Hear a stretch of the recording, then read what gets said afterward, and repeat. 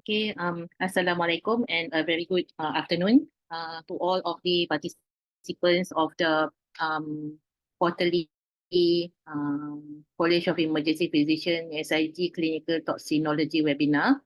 So, I'm Dr. Sabrina, emergency physician and also clinical toxicologist from Hospital Raja Permaisuri Bainun.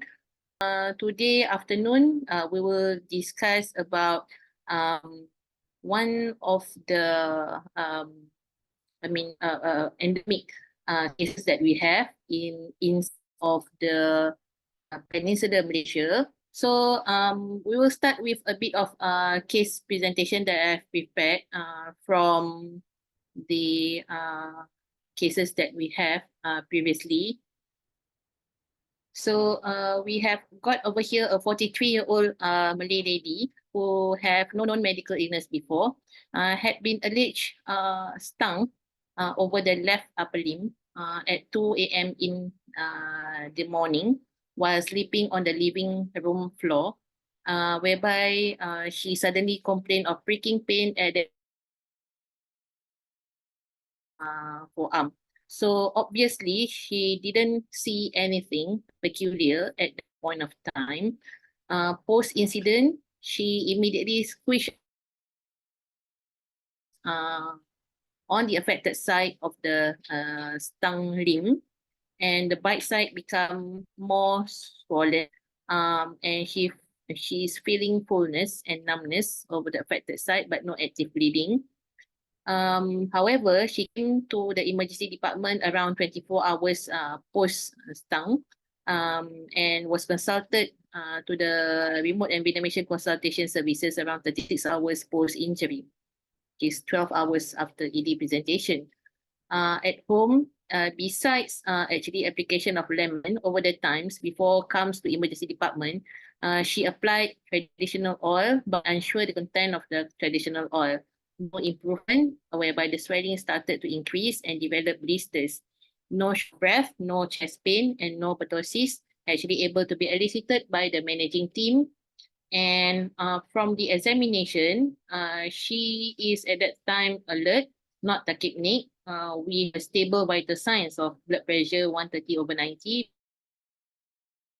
afebrile, with pain score of 0 and rate of proximal progression of swelling of 0. The lungs is clear and the abdomen is soft, there's non-tender. The right swelling over the anterior part of the left hand, scattered blisters, clear fluid filled, and tense over the upper border of the wrist to mid forearm, erythematous but non-tender. Well, they say that got 2 fang marks, but actually no obvious can be seen with sensation of intact CRT less than 2 seconds with warm periphery. This is the example. This is the picture that we have that been given. So you can see over here there are multiple blisters over the forearm aspect of the limb. Over the anterior and also dorsal aspect. So blood investigation was taken, revealed that the total white cell of 9.6 with urea and creatinine is normal. CK of 97 and also INR was 0.9. So basically all the lab parameters is actually normal. So the impression at that particular point of time is actually alleged unidentified animal sting rather for observation and presence of cellulitis. So the initial plan before consultation to the remote envenomation consultation team is that for hourly renal rate of proximal progression of swelling, pain score progression assessment, and also 6-hourly blood investigation to see if there got any progression in terms of increasing total white, increasing CK or diminishing coagulation profile. Analgesic was given, which is tablet paracetamol 1 gram TDS and also IV chlorhexidine 1 gram QID was started.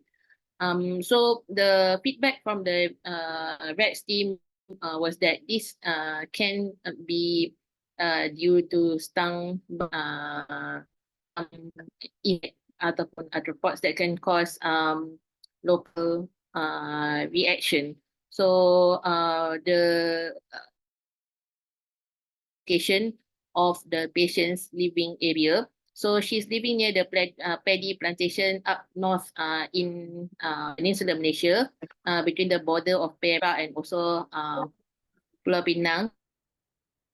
So at that region.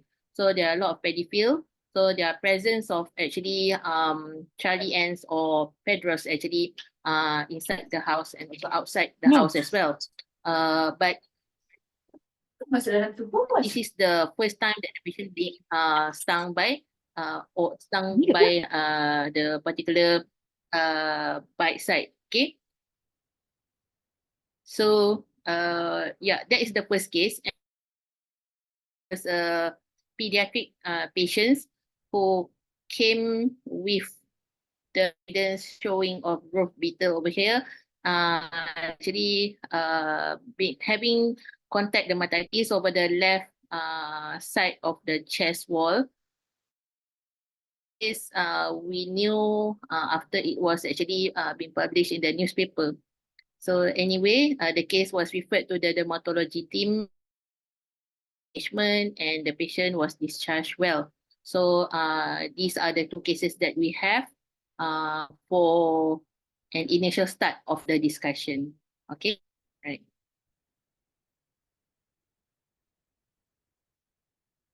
So after the case presentation, we have got three esteemed speakers in-house. The first speakers that will be talking to us is Professor Madya Dr. Wan Mazhara binti Wan Mustafa. She's a senior lecturer in the School of Biological Science, University Science Malaysia in Penang. So her expert or area of expertise is in medical entomology, ecology and evolution, behavior, chemical and biological control, integrated vector management, and she had been involved in many of the researches actually involving the medical, dengue, and etc. So she obtained her Bachelor of Science from University Science Malaysia, and also up to doing her PhD in Victoria University of in 2010, right? So we are most grateful to have her in the house to discuss further the current problem of what we call as roof beetle or Charlie ant or Paederus species. So with that, I invite Professor Madya Dr. Wan Fatma Zuhara to deliver her talk. Thank you.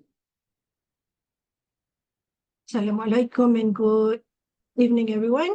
Okay, so my name is Wan Fatma. Thank you for introducing me, Miss Moderator. Okay, I'm an entomologist, so I will talk on the side of entomologists. I will talk more about the insects itself. Okay, Paederus. Before this, people is not knowing what is Paederus, what is Charlie, but now it's become a dominant case in Malaysia. Yeah, it's some sort of new emerging pest.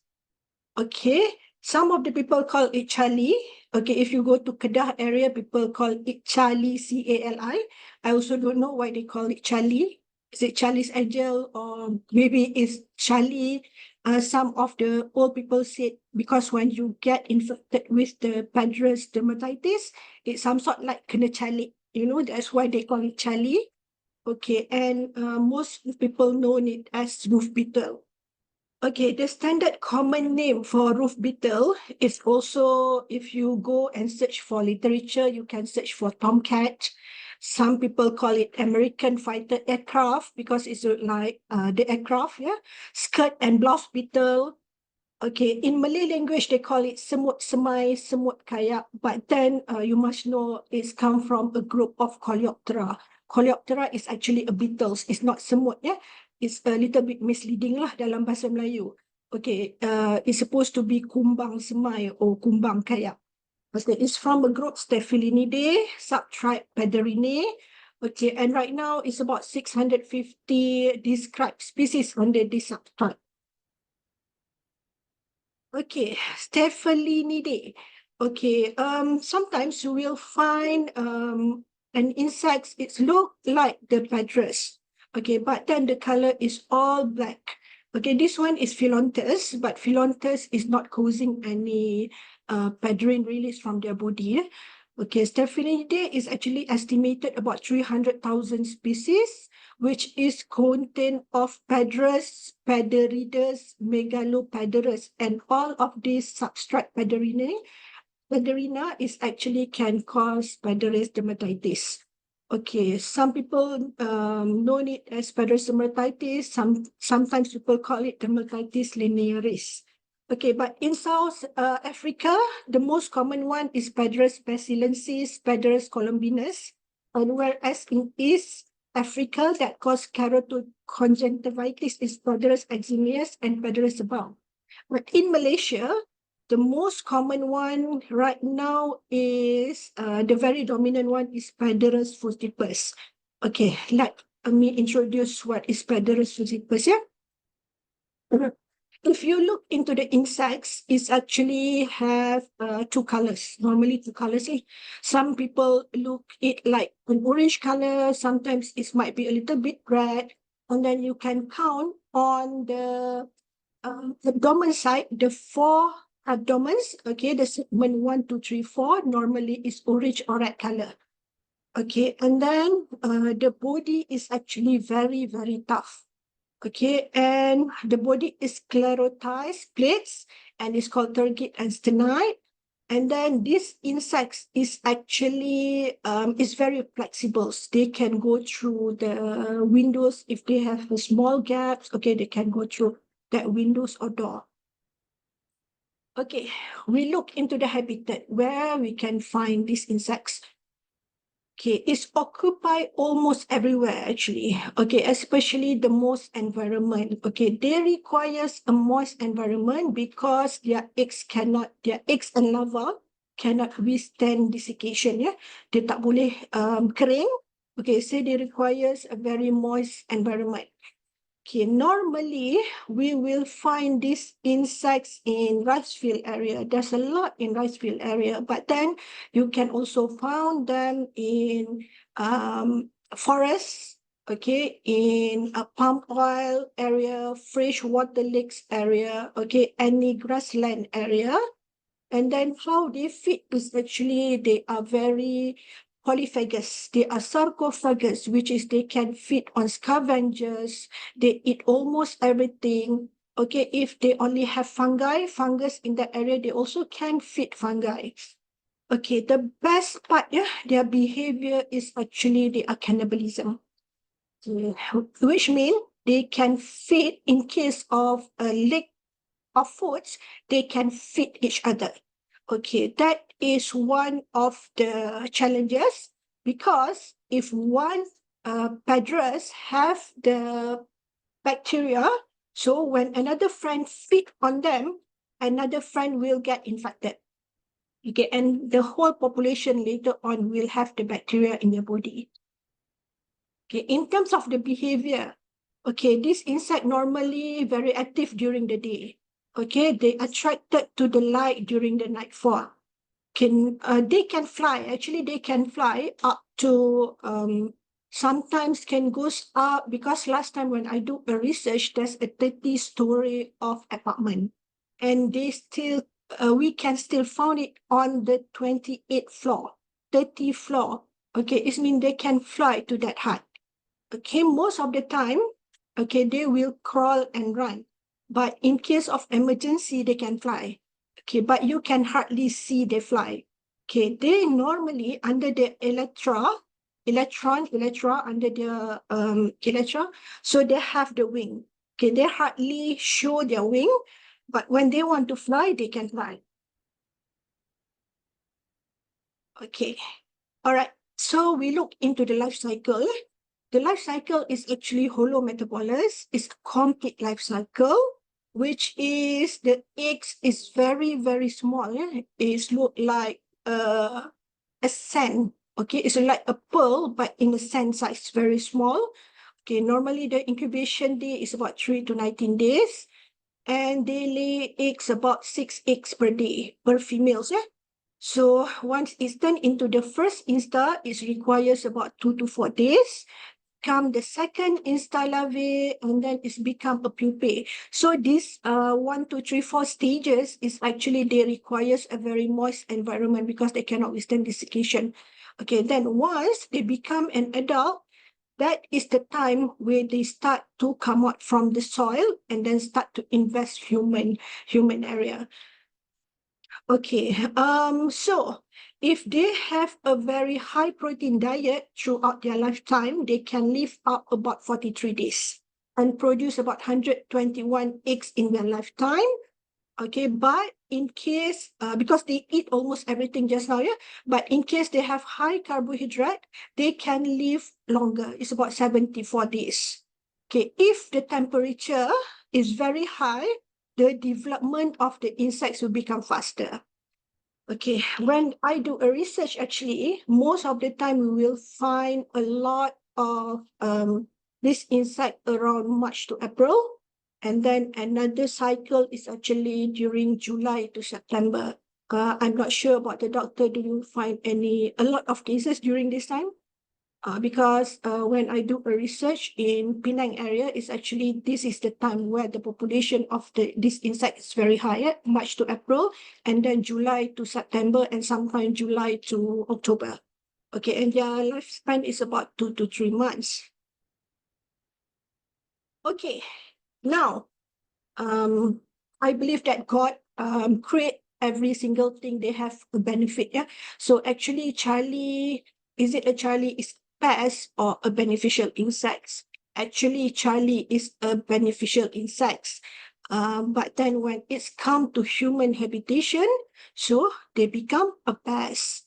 Okay, normally, in most of the cases, Charlie is mistaken with other insects. Yeah, sometimes people thought the Maptra, this is the Maptra earwigs. Okay, is also can pinch people. Okay, and then this is semut ipoh. Semut ipoh also we have a case that related to human health. Sometimes we mistaken it with the other insects. Okay, now what is pest? Okay, a pest is actually an organism that reduce the ability, the quality, or the value of human resources, which is most of the time they will compete with us in terms of the food, the pleasure, the health, the well-being, and the peace of mind. But the definition is actually depends on human, is human-oriented. Okay, if the Charlie live in their own territories, okay, let's say in the rice field, okay, they can become a generalist predator, okay, which is they are very beneficial insects. Okay, they help to control almost pest insects in the agriculture, yes, such as a zigzag grasshopper, a zigzag leafhopper, brown leafhopper, green leafhopper, yeah. So it generally is predator, it phytophagus, and it's very helpful in the field, okay, in the paddy field. But then, okay, when they move to the human habitation, this is what happened, yeah? They cause the human health hazard. So it caused a very serious health threat to public health. Okay, it's also known as dermatitis linearis, Paederus dermatitis. Okay, now, what actually caused this issue? Is actually caused by the release of the toxin. Okay, this is happen when the insects, the Paederus just now, feel threatened. Okay, when the, let's say, the Charlie, okay, get into your skin, you suddenly brushing it, you suddenly crushing it, they feel threatened. And during that time, they will release the Paederus.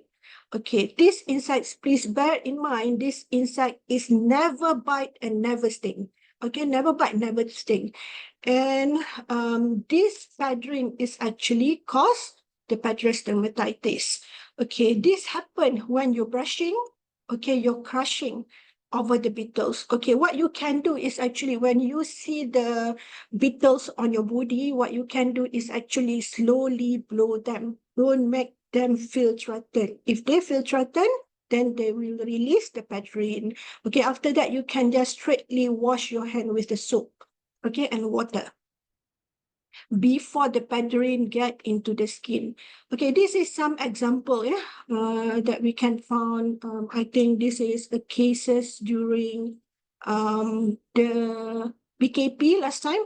Okay, banyak kes lah. There's a semut kayak makan kulit, bengkak mata, mulut angkara semut cali. Okay, there's a lot, especially in Kelantan area.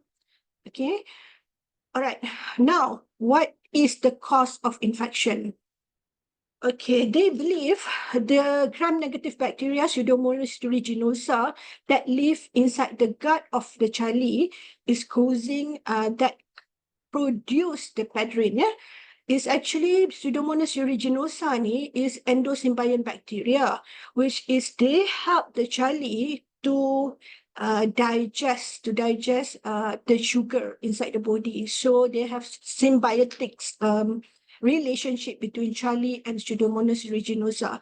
At the same time, this bacteria give a protection to the chali. Okay, when the chali feels threatened, they will produce the Paederus.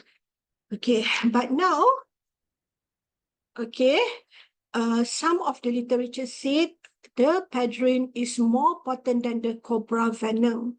Okay, it can transmit, yeah. Let's say the mother have the bacteria can be transferred to the eggs, okay, and then from the eggs to the larvae, to the pupa, and for the adults.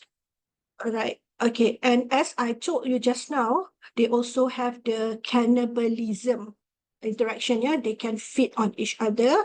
If the friend have the bacteria, another friend feed on them, then they will get infected as well. Okay, other than one of my research, I try to look into the bacteria itself. Is it the Pseudomonas aeruginosa is the only bacteria that exists in the gut of the chali? But it's actually not. It's about 20 other different species that we have in the gut of the chali, yeah? Such as Bacillus, we have Serratia, we have Streptococcus, and also Pseudomonas, different types of Pseudomonas inside the gut of the chali. Okay, but then the literature believe that the Pseudomonas aeruginosa is the one which caused the Paederus. Okay, so it's actually what happened here. I show you a little bit of this is all the picture from my students sebenarnya. It's all my student. Okay, so what is the cause of the infection? Okay, it's actually the gram-positive bacteria, Pseudomonas aeruginosa. Okay, so they produce the Paederus, depends on the activity of endosymbiont, yeah, within the Paederus. Okay, sometimes you can see there's a lot of chali in one place, but it doesn't mean there's a lot of cases of Paederus linearis. Okay, because why? Not all of the Paederus is infected, but we don't know whether they already have the bacteria inside the body or not. Okay, all right. So actually the bacteria is very have a symbiosis relationship. Okay, they add in food digestion, reproduction, and protection, yeah, for chali. And then most of the time, the Paederus content is the highest in female beetles. Okay, and then the larvae as well as male can store Paederus, okay, throughout the maternally process, yeah. So the eggs will have it, or either they ingest, let's say they don't have any food, okay, they ingest the eggs that already infected, they will get infected as well. Okay, all right. Okay, so this is a picture from my student actually. Okay, what happened to them during the sampling? I always told them, okay, please be careful.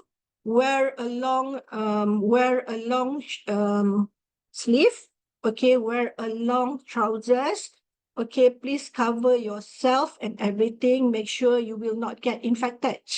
Okay, but then, okay, some of the students, yes, once you go for field, the weather is very, very hot. So they just wear a short sleeve, shorts and everything, and then they will get infected. So what happened is actually for the first time you encounter these insects, actually when the insect is on your body, okay, then you will feel nothing. Okay, because they require sometimes for the Paederus to get into your skin before you will get the okay. So it will cause the redness on the skin and burning sensation, usually normally after 24 hours and 48 hours after the Paederus get infected into your body. Okay, so the skin inflammation and also itchiness after 48 hours, 24 to 48 hours. Okay, so this is a picture of my student. What happened? This is a newly infected skin will turn red, okay, and then start to inflame on their skin take place. And after that, all right, after a few days, what happened is actually the skin surface start turn darker, yeah. And then the most bad experience is actually it will be leaving a scar. Okay, so in terms of management, pest control theory, yeah. Okay, sometimes for the insects that become a vector, we cannot eradicate. Okay, because we cannot totally kill all of the insects in the world, right? So what we can do is actually do a prevention or try to suppress the population of the insects. That's what we will do as an entomologist. Okay, so what you can see here, yeah?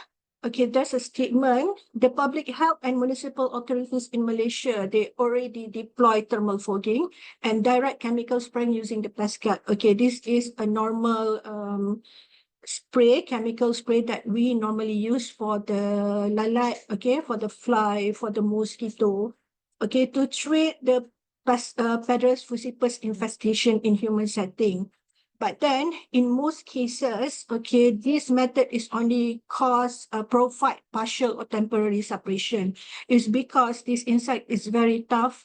If you ever encountered this insect, you try, but please wear the glove. You try to pinch them, they will not die.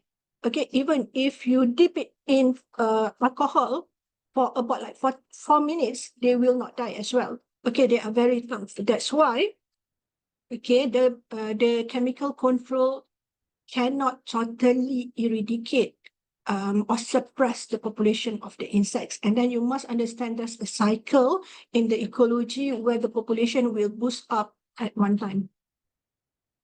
Okay, so this is one picture from my sampling site. All right. Okay. So this is the population when the population is very high lah. Okay. Okay, so we will need to look for the management of roof beetle. Yeah? So this is what happened. This one is the case in Kelantan as well. Okay, you can see we use a sticky trap to trap the insects. So we switch off one of the light, okay, from one side and then only use one side with the light because they attract to the light. Okay, this is that much we can get the Paederus. Okay, now, okay, the attraction factor for them is actually they attract to the light. Okay, from my study, we can find that they actually attract to the light, fluorescent light and also LED light. This is the light that we normally use at home, yeah. And then they also color, they prefer the color light, but less prefer to the red light, okay? And another thing, the high-rise building is more infested compared to the low-rise building, yeah? So it's positively have positive correlation with the humidity, especially right now, lah. The weather is have a very high humidity. Okay, now, what we can do, yeah, as entomologists, what we can give an advice is actually we try to reduce the use of the light. Okay, use the incandescent light. Incandescent light ni bak lampu yang RM2.5 yang zaman dulu orang guna dekat kampung-kampung tu, the red light tu kan. Okay, that one is less attracted to the roof beetle. Okay, and then you can close the door before you switching on the light. Okay, you can screen the window. Okay, and before you sleep, you can check the bed before lying down. You need to make sure there's no beetles on the bed. And if you encounter a roof beetle on the body, on the skin, slowly blow it. Do not smash it, yeah? Because when you smash it, they will release the paedrin, and immediately you can wash your hands, your body with the running water and soaps before the paedrin absorb to the skin, because it takes time for the paedrin to get into your skin. Okay, if your clothes, your bed sheet, your towels come into contact with the roof beetle, what you can do is actually you soak it in hot water to make sure all the paedrin, you get rid all of the paedrin. Okay, so I think that's it. It's end of my 20 minutes talks. Okay, there's a lot of things I can tell you, but then it's only 20 minutes, so maybe you can ask a few Q&A at the Q&A session after this. Okay, thank you. Back to you, moderator. So thank you. So now I would like to invite the second speaker. Second speaker is Dr. Q Chen Hui. Dr. Q Chen Hui is actually obtained his medical degree from Cyberjaya University College, and then obtaining his MRCP UK in 2017, and advancing his career journey in Master in Dermatology UKM in 2023. He has vast working experience and currently is a dermatologist in the Department of Dermatology, Hospital Raja Perempuan 2 Zainab, Hospital Raja Perempuan Zainab 2 Kelantan. So he has also got a vast of research and publication published. So I think it's very grateful for us to have Dr. In the house. So I will play the video pre-recorded, and then but Dr. Q will actually will join us in the Q&A session afterward. Yeah.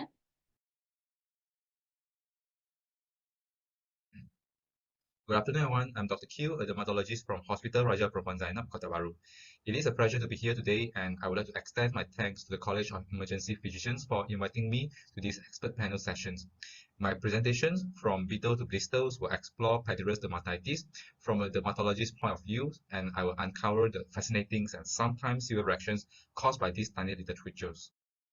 Just for information, I'm from mainland Penang, and I first learned about roof beetles, also known as Charlie ants, when I was 15 in year 2002. I remember that there was an outbreak in mainland Penang during that time. If you look at this slide, this is a Penang map, and I was staying in Butterworth, the area marked with a red circle. There are many yellow pinpoints surrounding Butterworth, and other parts of mainland indicate that the areas adjacent to paddy fields that are heavily infested by roof beetles. Roof beetle outbreaks in Penang often peaks around August to October, as this period coincides with the local rice harvest time. These activities disrupted the beetle habitats and normal behavior, triggering their dispersals and causing infestations in human areas. Do you know that roof beetle is actually not an ant? It is one of the best known blister-causing beetles, and it is a member of the Staphylidae family Paederus. In Malaysia, the endemic species of Paederus are Paederus falciparum curtis. It has been given many vernacular names such as semut semai, semut kayap, and more commonly as Charlie ants. Why are roof beetle called Charlie ants in Malaysia? This is because they look just like ants rather than beetles. The name Charlie is a local term used in Malaysia to describe these insects. Roof beetles are also known as yin shi chou in Chinese, which translates to hidden wings insect. The term yin means hidden or conceals, and shi refers to the wings. This name comes from the beetle physical characteristics. Although roof beetles have wings, their wings are not immediately visible at first glance. Their forewings, also known as elytra, are very short, covering only a small portion of their abdomen, while their hind wings are folded and hidden underneath. In fact, roof beetles are beneficial to agriculture because they eat crop pests. They mainly feed on other insects like leafhopper in paddy fields, moth, live tadpoles, soil nematodes, and decaying organic matters, but not on any living plant tissues.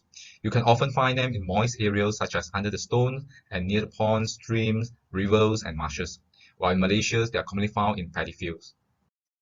When we talk about the behavior of roof beetles, they are actually nocturnals and are easily attracted to long-wave UV light and white light rather than the warm light. The photos on your right show sticky trap deployed below a fluorescent lamp along an open-air corridor in a residential setting. Thousands of roof beetles were attracted to these artificial lights and are captured by this sticky trap. This is why most of the Paederus-related injuries occur at night when the beetles are drawn to this artificial light. Although these insects are capable of flying, they actually prefer to run, and they can move very quickly. A study also found that the dispersal of Paederus occur mainly during rice harvesting, ploughings and straw burnings due to habitat destructions and lack of available food. The truth is, Charlies are everywhere. Here's a photos of our toilets in the medical clinics. Can you spot something special in this photo? Yeah, there's a Charlie crawling on the toilet seat. So can you just imagine what is going to happen if someone accidentally sit on it? The genus Paederus is quite large, with more than 4,000 species and the distributions in all continents except Antarctica. It is endemic to most tropical and subtropical regions, and massive outbreaks are frequently reported in tropical regions of Asia, including India, Pakistan, Sri Lanka, Iran, and Southeast Asia, especially during rainy season. I would like to share some interesting fact about Charlie here. The term Qing Yao Chong in Mandarin refers to rove beetle in ancient China. And around 1,200 years ago, ancient Chinese people actually used these beetles to remove their tattoos. It is believed that the toxicity of Paederus and the skin irritations it causes may have been used to remove the skin lesions. According to the literatures, Paederus dermatitis is first reported in 19th by Woodmans, who described an outbreak among workers at the Anjak lighthouse in Java. The dermatitis was caused by insects that were known locally as semut kalong. And over the years, this condition has been referred to by various names. In 1915, it was called dermatite vesiculo-saisonale, followed by dermatitis linearis in 1917. By 1954, it became known as witchflesh dermatitis, and in 1963, it was referred to as rove beetle dermatitis. Later, in 1968, it was described as Staphylinidae dermatitis, and some have even called it as spider leg. The hemolymph of the secretions of the Paederus beetles contain paederins. Only female insects with endosymbiotic bacteria, the Pseudomonas, can produce such paederins and may contain up to 20 micrograms of the paederin. However, males and females without the bacteria may contain minimal amounts of the toxins but are not capable of biosynthesizing it. The toxin has been found throughout the adult insect except the wings. Paederin is an extremely potent toxin. It is 15 times more potent than copra venoms. If ingested, it can cause severe internal damage, and when injected directly into the bloodstreams, it can be lethal. What makes Paederin particularly dangerous is its remarkable stability, because even after 10 months, the toxin remains active and it is resistant to destruction by boiling in water. Paederus dermatitis typically occurs when the insect is accidentally crushed during sleep, often without the patient being aware of the contact. The lesions noticed upon waking typically manifest around 12 to 48 hours after the contact, and this has earned the conditions named like wait and see disease in Nigeria and night burn in Turkey. In my personal experience, the dermatitis can occur within minutes to hours. The insect does not bite or stings and does not produce lesions just by running over the skin. However, based on some journals, it has been noted that live beetles placed on the skin could sting as the lesions arise from the toxins secreted from the insect mouth, the tears, or maybe the anal glands. Additionally, the toxin can also be transferred through sheets or clothing, affecting other areas of the body. Paederus dermatitis is an acute irritant contact dermatitis, characterized by burn-like lesions and can be associated with vesicles, bullae, or pustules, as well as symptoms like itchings and burning sensations. The most commonly affected areas are exposed regions such as the face, necks, and the arms. In Paederus dermatitis, varieties of morphological patterns can be observed. The most common presentation is dermatitis linearis, which can occur on any parts of the body, although it is predominantly affects the exposed areas. Examples like the face of a child, the nape of the neck of a woman, and the forearm of a patient seen in our clinic. These lesions typically manifest as erythematous, linear streaky patterns, sometimes accompanied by blisters or erosions. The linear lesions may be caused by both scratchings or the movement of the insect. Another presentation is localized pustular dermatitis, which looks exactly like irritant contact dermatitis. It is characterized by a group of pustules localized to the areas of contact, and crushing the insect can release more toxin fluids, leading to patchy eruptions. Photo 1 demonstrates an erythematous patch with pustules and erosions, while Photo 2 shows erythema, pustules, and papular vesicles on the face. The spread of toxins while scratchings often leads to more extensive skin involvements, as what we can see in those photos. Hissing lesions are seen on opposing skin surfaces that comes into contact commonly in flexural areas such as the cubital fossa or the axilla. And genital lesions arise due to the passive transfer of the toxin to the genital area. The photo on the left illustrates an erythematous patch with erosions near the left thigh and inguinal folds, while the photo on the right shows how these lesions appear when they started to dry up. Mucosal lesions are uncommon. However, there was a rare case where a young man's lower lip was severely damaged by a Charlie beetle. He mentioned that the insect landed on his lower lip during a camping trip and he accidentally crushed it with his hand. Treatment include IV antibiotics and local wound debridement. In addition, the ocular changes due to Paederus present as a keratoconjunctivitis or periorbital dermatitis, and they are popularly known as Nairobi eye in Africans. This is because rove beetles are known as Nairobi fly in those regions, and I think I will leave it to our ophthalmo colleagues to elaborate more on the ocular changes in Paederus dermatitis. So let's move on to the next slide. In Paederus dermatitis, the clinical outcomes and recovery can vary depending on the severity of the case. Mild cases, which are characterized by erythema alone, typically resolve within 2 to 3 days.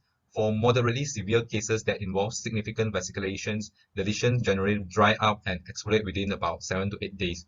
In more severe cases, where there is extensive skin involvement, patients may also experience systemic symptoms such as fever, arthralgia, nerve pains, rhinitis, and tympanitis. In these severe instances, erythema can persist for months. So let's discuss about the differential diagnosis of Paederus dermatitis. We should consider all skin conditions that cause localized vesicle formations in our differentials. I will go through a few common conditions in the next few slides to differentiate from Paederus dermatitis. The first differential is thermal or chemical burns. What differentiates thermal or chemical burns from Paederus dermatitis is mainly based on the history. Patients with thermal or chemical burns will have a history of exposures and experience immediate blistering from the direct contacts. In contrast, Paederus dermatitis appears hours later with linear red lesions caused by the beetle toxins, and the history of contact is often unclear. While in herpes zoster, it typically involves the elderly or those who are immunocompromised with a dermatoma distribution that is usually unilateral. On the other hand, Paederus dermatitis can affect any age group and present with a random patterns on the exposed site. In my practice, I seldom see Paederus dermatitis involve the mucosal layers, except in certain isolated cases. Mucosal involvement can be confused with herpes labialis, which typically present with a prodrome in recurrent cases. And also with bullous impetigo, it is characterized by honey-colored crustings, and it is common in the pediatric populations and often associated with a history of outbreaks in nurseries. Additionally, skin involvement in SJS or TN is far more extensive than in Paederus dermatitis. For phytophotodermatitis, it shares many similarities with Paederus dermatitis, including linear asymmetric areas of erythemas and possible blister or pustular formations. However, with phytophotodermatitis, there is a history of exposure to a light sensitizing botanical substance such as lime, celery, parsley, or fig. Additionally, phytophotodermatitis typically occurs in areas exposed to sunlight following contacts with these substances, whereas Paederus dermatitis lesions are not specific to sun-exposed areas. To differentiate Paederus dermatitis from cutaneous larva migraines, Paederus dermatitis present with linear or streaky erythematous lesions that may be vesicular or pustular, while cutaneous larva migraine is caused by hookworm larvae and features serpentinous winding tracts on the skin, typically starting days to weeks after exposure to the contaminated soil. The lesions are intensely itchy, and the most commonly affected sites include the feet, toe wet spaces, hands, knee, and the buttocks. Meanwhile, dermatitis artifactiles can sometimes be mistaken for Paederus dermatitis, but they have a few distinct differences. For dermatitis artifactiles, they are usually result from self-inflicted skin lesions due to psychological factors. These lesions tend to be irregular and appear only on the areas which are accessible to the patients with a history of repeated self-injury, while Paederus dermatitis lesions follow exposure to the beetles.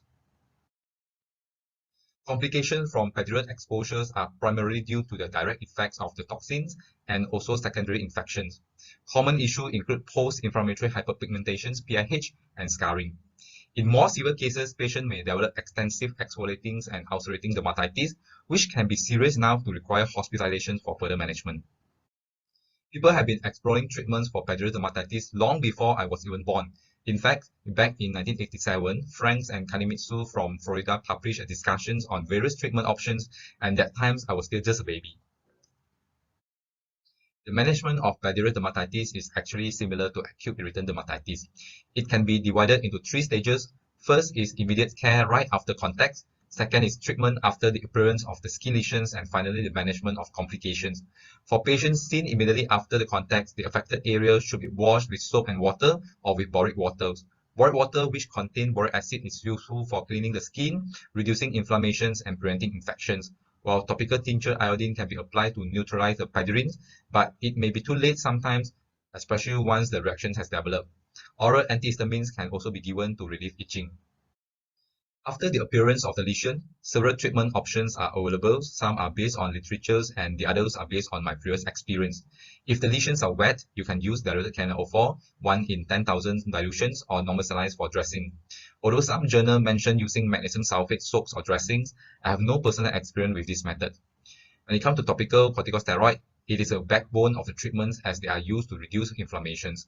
I personally prefer moderate to high potency steroids, and in addition to that, I always combine the steroid with topical antibiotic such as fusidic acid, gentamicin, or SSD, which help to prevent or treat mild infections. Soothing agents such as cold compressions, calamine, and topical anesthetic like lidocaine can also be considered to relieve pain or discomfort from a patient. In more severe cases, systemic corticosteroids such as oral prednisolone may be necessary. Besides that, oral antibiotics including amoxicillin, ceftriaxone, or ciprofloxacin can also be prescribed. You might wonder why ciprofloxacin is used to treat Paederus dermatitis. Based on the study in Pakistan, it divided 36 patients with Paederus dermatitis into two groups. Group A received potent topical corticosteroid and antihistamines, while Group B received the same topical treatment plus oral ciprofloxacin. Based on the study report, the patient in Group B recovered faster than those in Group A, and the p-value was significant. This suggests that adding oral antibiotics like ciprofloxacin to topical steroid can be more effective, possibly due to a concomitant bacterial infections. As we know, most of the Paederus beetles carry pseudomonas that may contaminate the skin when crushed. However, further research is needed to understand the role of these bacteria in Paederus dermatitis. In recent years, researchers also have explored other alternatives for treating Paederus dermatitis, such as using oral atorvastatin or Sambucus ebulis solutions, or fruit extract solutions as anti-inflammatory agents. However, there are small studies and require more RCT to support their efficacy. And on rare occasions, people who have recovered from Paederus dermatitis may suffer from chronic dysesthesia as part of the complications, similar to those caused by jostles. We can consider gabapentins or pregabalins in these kind of situations. In order to prevent Paederus-related issues, it is essential to reduce their populations and increase public awareness about their habitats and associated risks. Clearing the breeding spots and applying fogging in those infested areas are one of the effective methods. Besides that, we should also take measures to avoid direct contact with insects by keeping the window closed at night and opting for warm lightings. For further protections, mosquito nets, insecticide sprays, electrocution devices, or insect traps also can be used. In summary, Paederus dermatitis is caused by casual contacts with the roe beetles, and in recent years, it has become more common due to several factors such as agricultural activities, deforestation, and the increased use of fluorescent lamps. The conditions present with unique clinical patterns, often in a linear form, and can range from mild irritations to severe scarrings. To me, the major challenge in managing Paederus dermatitis is a lack of awareness among both patients and healthcare providers. Educating the public and raising awareness are essential to reducing its impact, as the conditions can sometimes lead to significant morbidities. I think we have come to the end of the presentations. With that, thank you very much for your attention. Okay, thank you, Dr. Q, for the presentation. So I think we actually reserve the question and answer towards the end of the session. So stay tuned. So the third speaker that I will introduce to you today is Dr. Kaushilya Arumugam. So Dr. Kaushilya Arumugam is a clinical ophthalmologist currently in Hospital Sultan Abdul Halim, Sungai Petani, Kedah.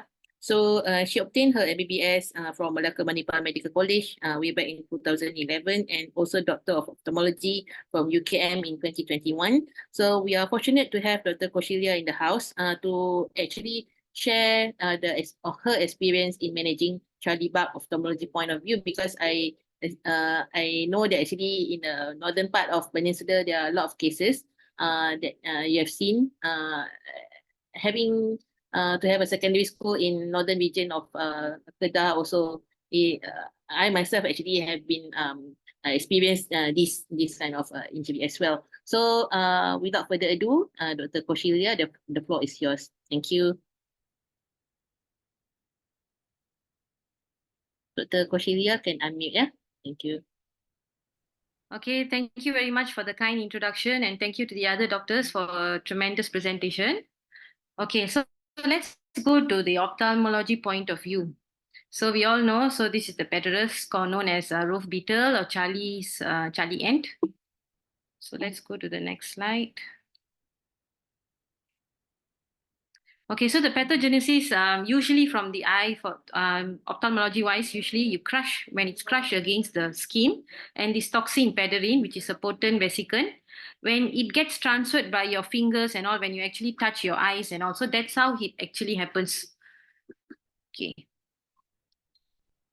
So main ocular symptoms, the most common symptom is burning sensation, and then itching, watery eyes, foreign body sensation, and then blurring of vision and photophobia. Usually when patients look into the light, they feel pain when they're looking into light. All right, and then common ocular signs. Okay, ocular signs you can divide into two. One is the periocular region, which is your skin surrounding your eyeball. So where there can be swelling, the skin can be erythematous, there can be presence of vesicles. Another thing is ocular, the eye itself. So let's go from external to internal. So conjunctiva, you get your conjunctiva can be red, or another name you can call it hyperemia.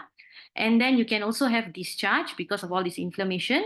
And cornea, the outermost layer of our eye, you can have actually small damage to the epithelium, which is called corneal erosion. And sometimes if the erosion is too much, it will also cause an epithelial defect. So cornea, actually, we have 5 layers. So where all these things happen is at the topmost layer or the outermost layer, which is the corneal epithelium. So let's look at some pictures here.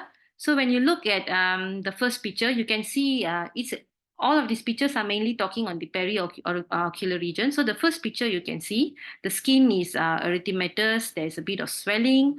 And then the second one, the skin is erythematous, there is some reddish discoloration. The third one, you can see it's a bit slough and the slough is kind of drying. The last one, the fourth one, you can actually see the skin is, there is swelling, redness, and you can actually see the black part of the eye, it's picking up stain. So that's actually an epithelial defect, and that's considered an ocular sign already. So let's move into the ocular part. So the first one, the first picture, which is A, you can actually see your cornea is injected. Sorry, can you all see my cursor? Yes, we can. Is the cursor? Okay. Okay, so okay, good. Thank you so much. So you can see actually your conjunctiva is injected, it's red. Sometimes you can have a little bit of chemosis. And then what I was talking about is small erosions on the epithelium. For the naked eye, you can't actually observe this. This is in microscope. When we actually stain with the fluorescein stain, it will pick up small tiny dots, small tiny green dots. And it's a microscopic change. So we can only see this in the microscope. So when you have a bigger, when the epithelium is eroded in a larger space, or you can have actually an epithelial defect. So you can see this through the naked eye. If you use the fluorescein stain and you stain, you can actually look at this. I will explain more on this. And the last one is actually filamentary keratitis. This is because there is damage and inflammation to your conjunctiva cornea. So the goblet cells actually creates mucus. So you can actually get this filamentary keratitis, but this is also difficult to diagnose from the naked eye. You actually need to see this in the slit lamp. Okay. So actually if your emergency department, they have this fluorescein stain, patient comes and there's a history, the mother noticed this Charlie bite on the child, or, it's suggestive with the skin lesions, you can just use this fluorescein stain. You put a bit of normal saline, and then you can put it at the palpable conjunctiva over here, and you can just stain the eye and see whether the cornea actually picks up anything or not. So how would an epithelial defect look like? It will look something like this. After you stain, you can actually see the green color discoloration on the cornea. Okay. So I would like to share 2 cases here. So the first case is actually a 2-year-old child which was brought into University Science Malaysia Ophthalmology Department. So history-wise, this was a 2-year-old child, and the mother actually noticed a Charlie ant crawling at the bridge of the nose in between both eyes. And after that, 2 days later, the child developed swelling. There was like vesicles around the eye, and the mother brought into the ophthalmology department after 2 days. So this was in day 1. This picture over here, you can actually see there is marked swelling, there is some vesicles forming. This is day 2 after admission. So what was given to the child is topical antibiotics was given, moxifloxacin was given, and child was also started on broad spectrum systemic antibiotic, IV augmentin. Besides that, on the lesions, on the periocular lesions, ointment CMC was applied as well. So let's look into the progress. So this was after daily dressing and removal of the slough, and then CMC was applied. And then slowly it progressed to the figure 4, where the skin dried and healed quickly. And after about 2 weeks of all these 3 combination of antibiotics, the child actually healed quite well with no obvious scar. Okay, this is one case. Then another case, okay, why is it important in this child is what happened was this Charlie insect bite actually caused the preseptal cellulitis, infection of the outer tissue of the eye. So what happens in children actually, especially children who are less than 6 years old, you can see normally actually we have this structure here, this blue structure. This is called the orbital septum. It divides the eye into the outer part and the inner part. So just say if only the outer part is infected, it's called preseptal. But if the infection goes through inside, you can see you actually have your ocular muscles here. This is your optic nerve, and it's actually called orbital cellulitis. Orbital cellulitis is an ocular emergency. You don't want to miss that. So in these children, the symptoms is not fully formed. So if they are not treated early enough, they have a high risk to develop orbital cellulitis. So what happens in orbital cellulitis is your optic nerve gets affected, and you get blurring of vision. Your RAPD can be positive, the optic nerve function can be deranged, and they will also have limited eye movement because you can see even the muscles get infected. So you don't want that to happen. That is why it is important in children below 7 years old, 6 years old. You need to treat them fast and cautiously. Okay. So what happened in this girl was all these topical systemic antibiotics were given, and she recovered well within 2 weeks. Okay. So there's another case from in this patient. What happened was she's a 29-year-old lady. There was no exact history of any insect bite or anything, but when she presented to the optal department, what they noticed was this linear lesion around the eye, and they suspected it could be Charlie and bite. So initially, actually, they only treated the single eye. But what happened after a few days, they noticed that the subsequent eye also developed similar changes. So what happened here, what they speculated was actually because of the use of eye drops in one eye, somehow through the eye drops, this Paederus toxin infected the fellow eye as well. So because of these linear things on the eye, linear-like lesions on the eye, the case was also referred to a dermatologist. And actually IV methylprednisolone was started for this patient. And they off the antibiotics, and with steroids, the patient progressed well without any scarring. So management-wise, there is a optal side, there is no clear-cut management. It's actually the first thing is you want to assess the patient properly. You want to get the diagnosis right.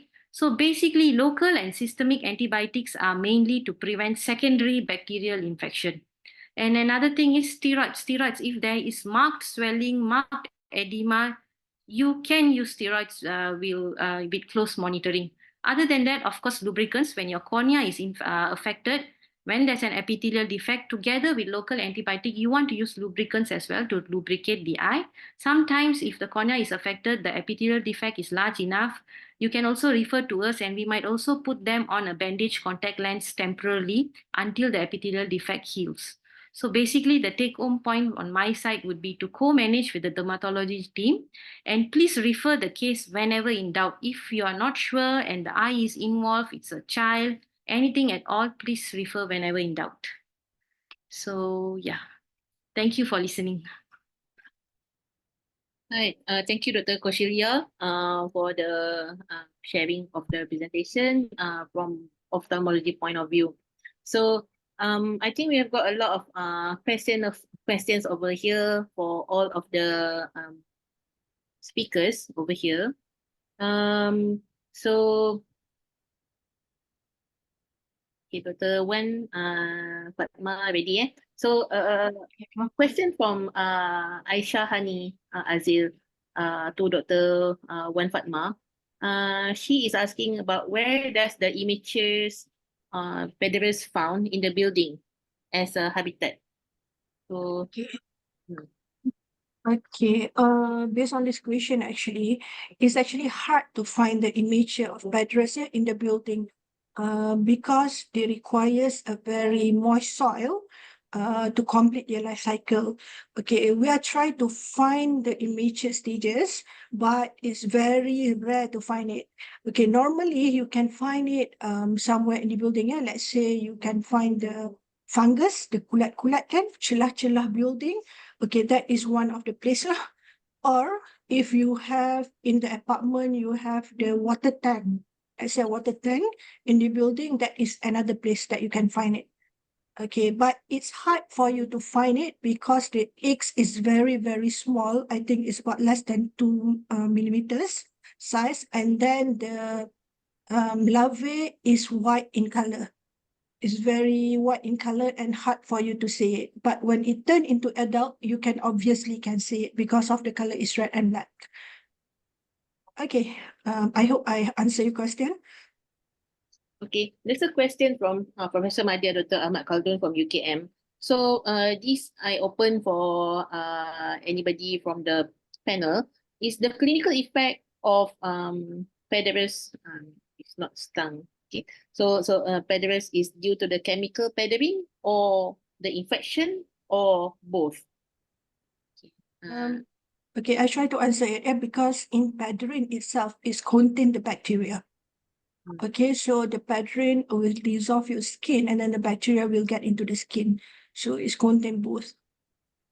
So I think the one that caused the infection is the bacteria itself. But the pattern help the bacteria to get into your skin. Coming to the paddering also, is the extension of the question. Because according to Prof. Khaldun, the paddering is a vesicant toxic amide with 2 tetrahydrogen rings, kan? So is it classified as toxin or toxicants? And if let's say Paederus ni, we want to consider it as a poisonous insect or venomous insect? So it's a bit tricky question over here.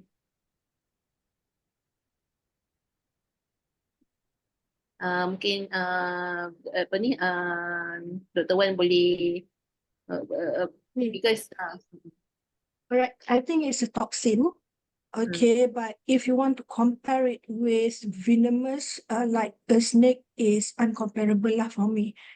Because it's toxin and the snake have the different kind of what we call it substance, yeah? So it's more venomous. But then there's the literature that state that is comparable with venomous, maybe because dia punya effects, okay, to human.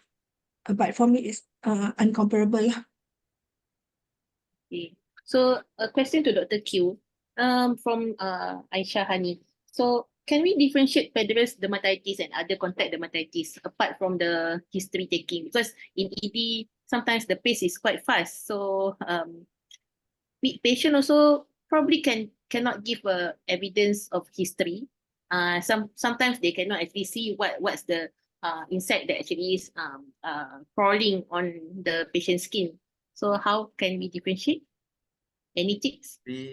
From dermato, most of times we diagnose Paederus dermatitis over contact dermatitis, the common contact dermatitis based on the morphologies.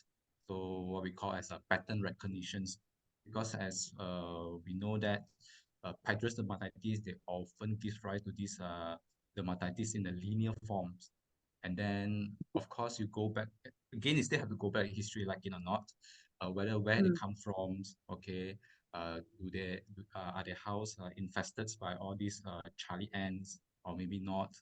Then again, what do you call that? Sometimes, if the patients who come with a common contact dermatitis, whether it's allergics or irritant contact dermatitis, you might see a more well-demarcated skin lesions other than what we can find is a Paederus dermatitis. Which makes it to have a second question to Dr. Q as well. So how long will it take for the patient to recover in moderate to severe exposure of, I assume, is a contact dermatitis again? And is there any prevalence of one patient developing secondary infection? And do you recommend topical antibiotics for all cases? Okay, so to answer the first questions, what were these again? Okay, how long? How Ah, long? So in yeah. general, based on the literatures and also according to my previous experience, uh, Paederus dermatitis actually is a cell-limited limiting conditions. Even without treatments, the conditions will recover on its own, but it takes time. It generally requires about 1 to 2 weeks to see these total resolutions.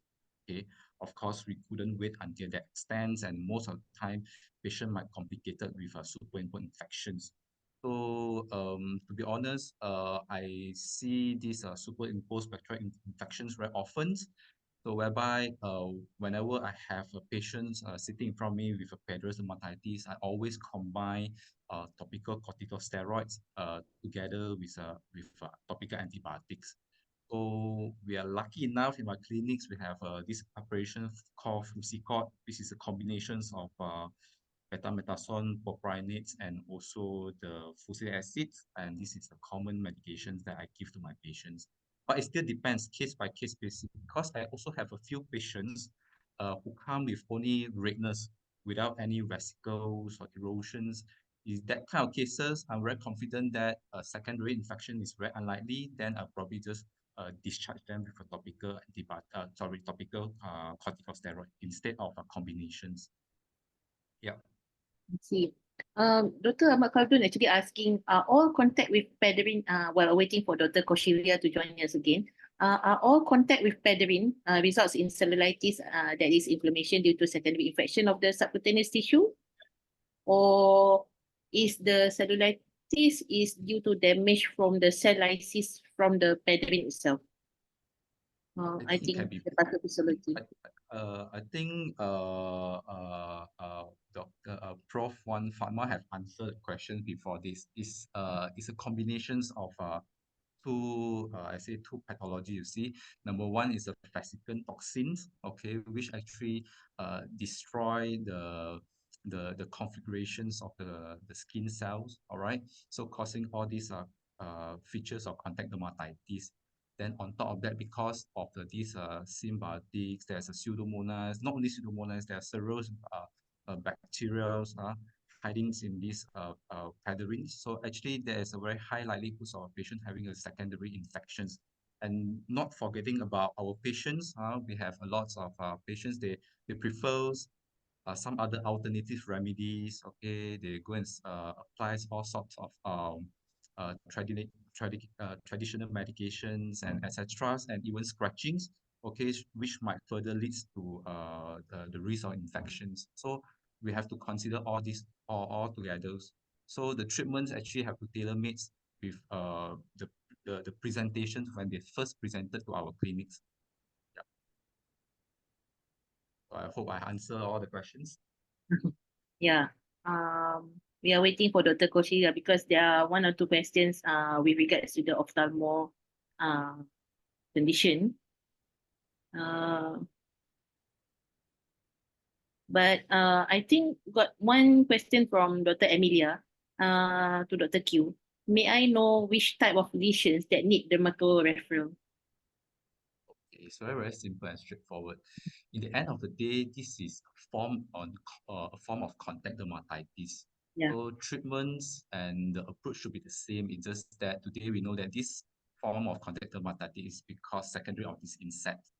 So whenever you are uncertain about the diagnosis, you're not so sure what's actually going on. Okay, this is a time for us to refer to us for diagnostic dilemma. Second is what I call that.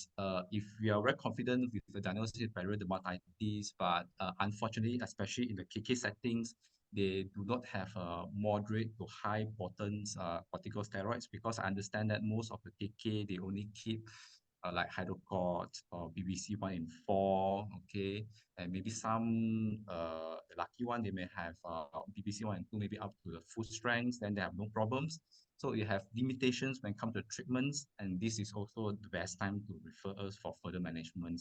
And don't be surprised that I think I mentioned in my presentations, sometimes I even consider oral prednisolone for my patients because the manifestations is too severe, or maybe it's because it's very close to the the importance organ, especially the eyes, then actually we have to treat it fast and treat it in a hard way. Actually, we can manage. I mean, if the area of injury is actually at the facial plus the ophthalm, we can actually co-manage, right? Yep, no problem. Yeah. A question from Professor Ahmad Khaldun to Dr. Koshilia, I think.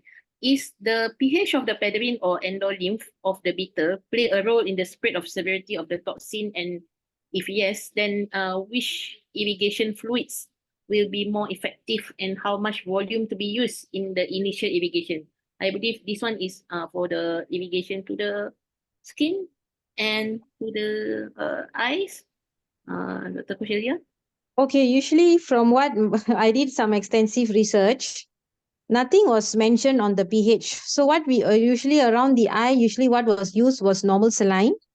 You do a normal saline dressing and you apply CMC from the case reports that I've read and the big case, the largest case study that I've read as well.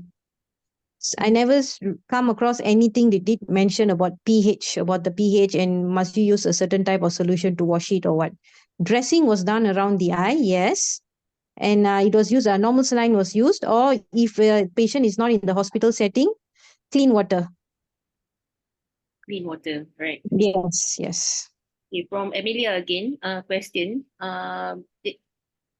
She's asking about which topical steroid is suitable for lesion near the eye or eyelid, or we must refer ophthalm even though it is a small lesion. I think if unsure, then we have to refer. But which topical steroids? Okay, the thing is, topical steroids is a very tricky thing. What we would use here is a combination. We have Maxitrol, where you have antibiotic polymyxin and also the combination with dexamethasone. But the thing is, from my point of view, and I think any ophthalmology point of view as well, it is not advised for clinicians other than optal to prescribe the medication, because with steroid, there's a lot of side effects as well. High intraocular pressure, formation of cataract. So when you start someone on steroid, especially local steroids, I mean eye drops or ointment, you need to continuously follow up the patient closely, because you don't want them to be long term using the steroid. Steroid is a wonder drug basically. Even for a simple conjunctivitis, if you give steroid, usually it will heal faster than antibiotics or lubricants or anything else. So it can work as a wonder drug, but of course, if the swelling is there is a lot of swelling and you suspect there's conjunctival hyperemia, please refer the case, because once steroid is started for the patient, you need to monitor the patient closely. Yeah, I think so I would suggest to refer the patient. But what kind of medications are available is you can always use Maxidex. Maxidex is just only steroid, dexamethasone. Maxitrol is a combination of antibiotic and also steroid, dexamethasone. So that is available. Okay, yeah, I think we have been reminded in the emergency medicine. I mean, not to start sesuka hati regarding the steroids, kan? Yes. Right. So I think for the last two questions will be for Prof. Dr. Fatma. How does the potency of pederine being analyzed or tested, and is it valid to compare it with venomous animal such as snakes? I think partially answered by you just now. It's partially answered, but then how to test for the pederine? Yeah, actually, I never done any research on the pederine content. But I have read somewhere that actually you can squeeze the Paederus, yeah, to make sure they release the pederine, and then you can check for the content. But what study I have been done before is actually I only look into the bacterial content, but not the amount of the pederine itself. So I cannot answer it properly lah for Prof. Khaldun. Okay. So I think the last question will be open to any of the speaker. Is there any medication that is able to directly neutralize the pederine, or for example, giving heat application to break down the chemical? Any study regarding pharmacodynamics or pharmacokinetics of pederine? Ni difficult sikit lah nak answer ni. think I can Boleh ke answer the kita first neutralize? question. Yeah, is there anything can neutralize the toxin? So based on the literature reviews, one of the paper actually mentioned about tincture iodines. That's why I purposely Yeah. put up tincture iodine in my presentations. Mhm. But in real life, understand that the clinical manifestation will only come after 12 to 24 hours. Then most of the time we will miss out the golden periods, to be honest, unless that we are so lucky enough that we manage to see the insects sitting on top of us, or we accidentally crash the insect in front of us, then the story might be a little bit different. And also, not everyone keep tincture iodine at their home. That will be another concern. So whether heat will what I call that, break down the chemical contents. So far, none of the literature that I've gone through have mentioned about that. They only mention about using cold compressions to soothe the skin rather than doing anything to the chemical structures. Yeah, so I'm not too sure about the temperature part. Okay. Okay. Then definitely I'm not so sure about the pharmacodynamic and the pharmacokinetics of the toxin itself.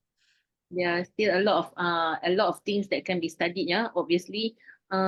So okay, I would like to thank all the three speakers from deep down inside our heart, to Professor my dear Dr. Wan Fatma Zuhara, Dr.